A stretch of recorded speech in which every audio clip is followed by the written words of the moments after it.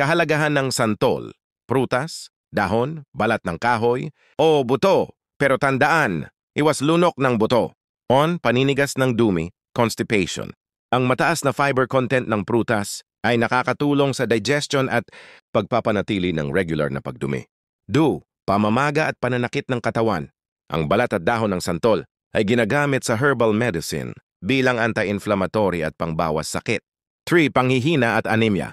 Mayaman sa iron at vitamin C, nakakatulong sa mas mahusay na pagsipsip ng iron kaya nakabubuti laban sa anemia. 4.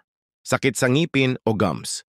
Ginagamit ang katas ng dahon at balat ng kahoy bilang pangmumog o panglunas sa pamamaga ng gilagid at sakit sa ngipin, tradisyonal na gamit. 5. Impeksyon sa balat, galis, sugat, fungal infections. Ginagamit ang balat ng puno o dahon na pinapakulo bilang panghugas o pantapal sa balat. 6. Pagtatay o dysentery.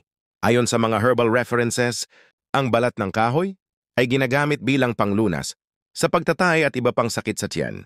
7. Mataas na kolesterol at sakit sa puso. Ang fiber ay tumutulong magpababa ng bad cholesterol, LDL, kaya mainam para sa puso at blood circulation.